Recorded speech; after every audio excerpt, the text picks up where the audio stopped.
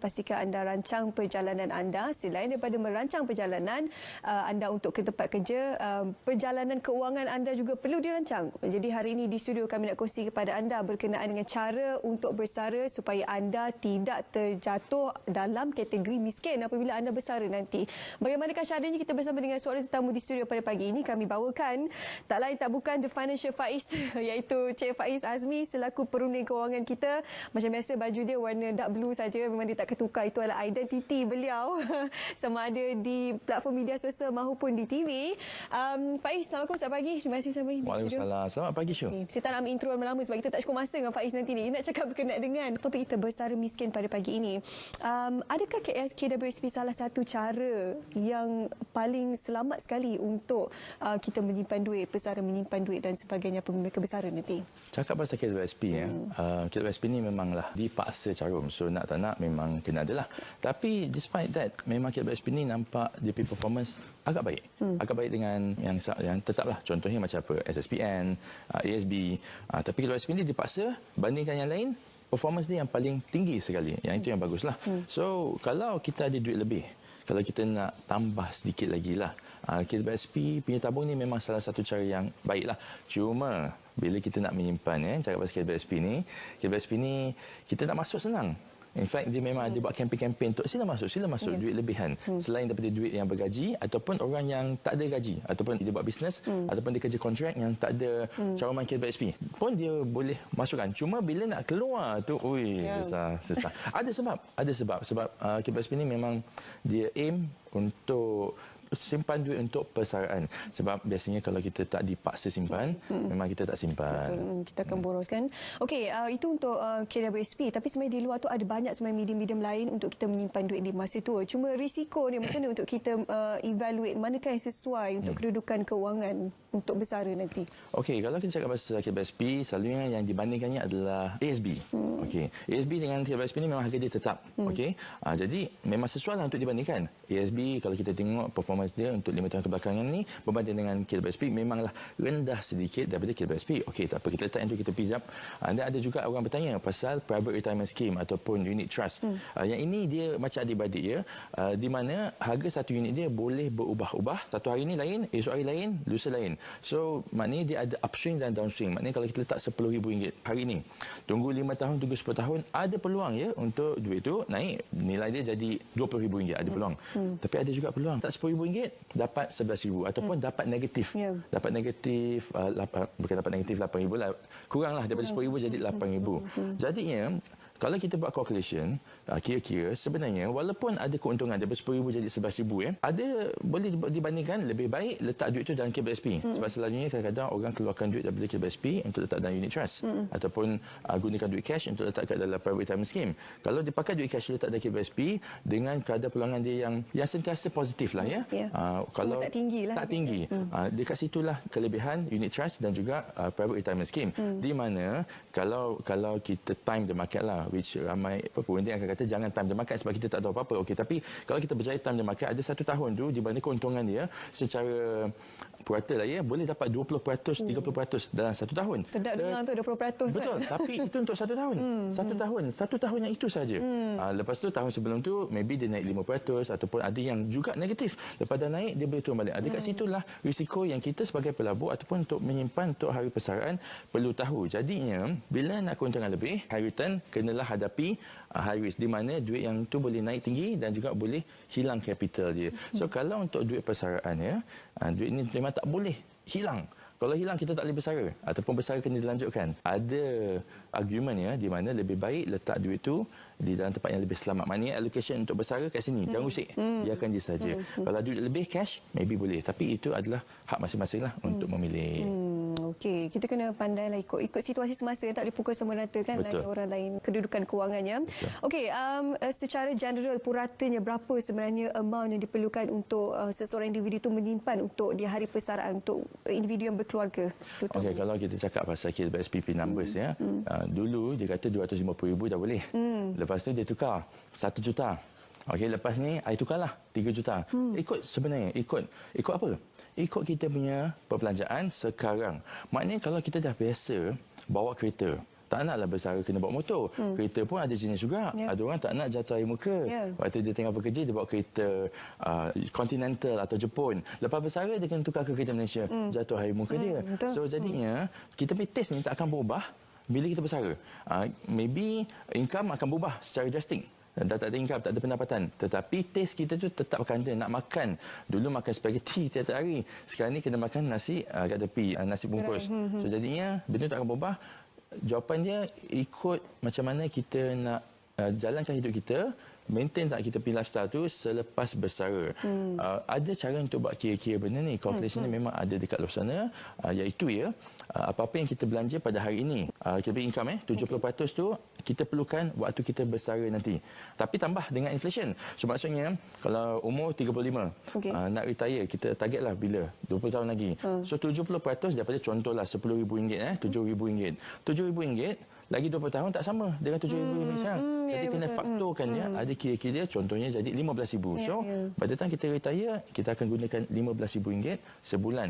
Lepas kita dah retire pun, tak semestinya kita berhenti inflation di situ. Umur 55, nak hidup lagi 30 tahun, umur 85, RM15,000 itu pun perlu difaktorkan ada kenaikan dia. Dekat situlah. Kena ada banyak kira-kira. Kos kesihatan lagi kan? Betul. Kesihatan ni kalau tak ada insurans, tak cover mati kekal, memang susah sedikit lah.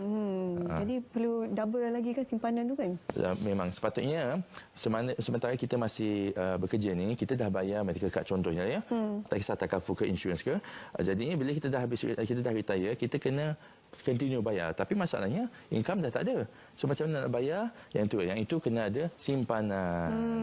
Okey, baik. Kita tak nak nanti lepas dah bersara. Ada tak kes yang bankrupt selepas bersara ke, tidak mempunyai kewangan yang mencukupi dan sebagainya? Memang ramai. Biasanya selepas 3 tahun ya, KWSP punya numbers 3 tahun, duit KWSP itu, duit dia lah semua habis. So jadi bila dah tak ada duit tu, kalau dia masih ada hutang, sebab kita kena ingat, KWSP benarkan kita keluarkan duit tu pada umur 55. Tetapi hutang rumah, hutang kereta, hutang ASB financing, semua tu hutang-hutang kita cakap ni boleh diambil sampai umur 70 tahun. Jadi bila kita jumpa bank officer, dia kata boleh bang beli rumah ni, umur abang 50. Tapi boleh tarik sampai umur 70. Betul. So dapatlah bayar balik untuk pembayaran 20 tahun. Tetapi orang tu cuma bekerja untuk lagi 5 tahun ataupun paling komang-komang pun 10 tahun. So lagi 10 tahun yang baki tu macam mana? Dekat situlah kalau dia tak fikir sekarang macam mana dia nak, satu, nak sambung bayar installment tu walaupun tak ada income, ataupun nombor dua, macam mana nak fully settlekan baki pinjaman rumah tu pada umur 55 waktu nak retire, dan dia akan ada dalam keadaan yang susah. Tapi kadang-kadang dia pakai duit KWSP lah. Tapi itulah KWSP ni sebenarnya, dia benarkan kita buat pengeluaran. Tapi pengeluaran dia bersyarat. So kalau nak beli rumah, umur dah 40 tahun nak beli rumah, tak ada deposit sangatlah. Kalau ada deposit pun, KWSP benarkan kita keluarkan 10% harga rumah tu untuk bayar deposit. Kita ada pun 10% tu. Contoh rumah tu harga RM800,000, 10% RM80,000. Kita ada duit tu. Tetapi kalau kita nak keluarkan RM80,000 daripada KWSP untuk nak ganti balik duit yang kita dah bayar untuk deposit tu, KWSP benarkan benda tu berlaku. Sebab dia tahu kita simpan-simpan ni ada tujuan-tujuan dia. Contohnya sakit, sambung belajar, beli rumah, duit. Nampak tak? Beli kereta dia tak kasih. Itulah. Rumah boleh. Sebab itu cara dia berfikirlah untuk rakyat lah. Okey, untuk bersara ni kadang-kadang ada yang memilih untuk bersara awal kan, walaupun panjangnya sehingga ke 60 tahun. Ada 55 tahun pun dah bersara. Tak tahan kerja katanya, tekanan tempat kerja kan. Jadi untuk mereka yang dah besar ni, akan mereka digalakkan untuk bekerja kembali untuk mendapatkan sekurang-kurangnya pendapatan, duit asas lah, macam makanan, mungkin barangkali minuman, bil-bil utility dan sebagainya. Soalan yang amat bagus ya. Sebab bersara ni dalam pendapat saya ada 3 cara. Nombor 1 adalah bersara paksa. Kita kerja dengan satu company tu, terutamanya dengan pihak swasta, pihak kerajaan lah, publiknya. Dia ada time limit dia. Umur sekian-sekian kena bersara. Okey, itu satu, itu bersara paksa. Nombor 2 adalah bersara kesihatan. Macam tadi Syu cakap tadi tu, dia stres, dia sakit, dia bersara. Okey, nombor 3 adalah bersara dari segi kewangan. Dah ada 10 juta dalam akaun, letak dalam ASB ke, ASB 1, 2, 3, dapat 5%, setahun dapat 500,000, sebulan 40,000, takkan tak boleh bersara dari segi kewangan. Itu yang paling cantik lah. Tapi dari segi nombor 1 dan nombor 2 ni, dia sebenarnya tak ready untuk bersara. tetapi dipaksa bersara daripada majikan dan juga dari segi kesihatan. So dari segi ini, kalau dia dipaksa bersara macam ini, dia terpaksalah kena kerja balik. Walaupun maybe bukan kerja yang dia buat sebelum ni lah. Contohnya dia pergi buat bisnes ke, ataupun dia pergi buat yang ada banyak-banyak lah gig job, tetapi kita kalau boleh tak nak sampai ke tahap itu. Nak bersara, kena bersara dengan cantik, dengan selesa, dengan elegan. Maknanya kita pilih masa kita sendiri, kalau boleh lebih awal. Ada orang dia umur dia dah 50 tahun, dia kata dia tak boleh bersara. Tapi dia saja dapatkan gaji, sebab gaji itu masuk, dia tak anggap pekerjaan itu sebagai satu kerja, dia anggap dia tu seronok. Yang selalu saya nampak adalah cikgu. Dia seronok mengajar, dia nak bagi lagi, Duit dapat, dia pakai begitu sajalah. Okey, baik. Jalan yang terbaik sebenarnya ialah bersara ni. Kadang-kadang tadi Cik Faiz kongsikan, dia ada 10 juta dia bersara kan. Betul. Tapi duit ni kalau ditarah macam bukit lah, dia akan habis juga kan. Kalau kita tidak merancang perbelanjaan kita di persaraan nanti. Jadi macam mana untuk kita mengawal nafsu ni kan, untuk mereka yang ada duit persaraan yang mencukupi, tidak mempunyai kesedaran berkenaan dengan ialah struktur kewangan dan sebagainya, untuk kita berikan nasihat kepada mereka. Dan apakah bayangan yang akan berlaku sekiranya mereka tidak menjaga kerakusan diri mereka untuk ialah menggunakan duit simpanan yang telah pun disimpan selama ini? Okey, kalau saya jawab yang terakhir sekali, apa akan jadi kalau dia tak jaga-jaga benda ni? Nombor satu, dia akan telefon anak dia. Nak, boleh tak tolong? Tak. Dekat situlah benda yang saya paling tak suka. Saya ada lagi 20 tahun untuk bekerja secara konvensional lah. Maknanya sampai umur 55 tahun. Saya ada masa untuk plan. Kalau saya tak plan sebelum ni pun, sekarang ni saya ada masa untuk plan.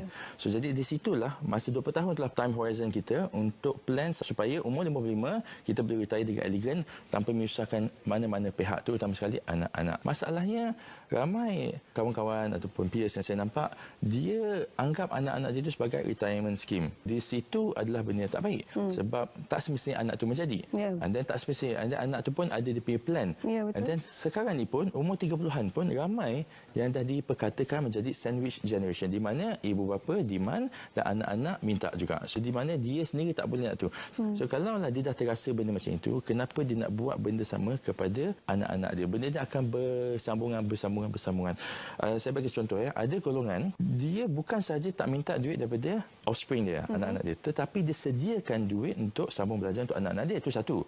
Kalau anak-anak dia dapat scholarship, dia akan bagi duit yang banyak tu kepada anak dia sebagai business venture. Sebab tu kita nampak ada orang, contohnya dentist ada orang lepas dia dah habis serving the government, dia kerja sebagai locum ke di sana sini. Tapi ada orang dia buka terus dentist, kita tanya dia, mana dapat duit?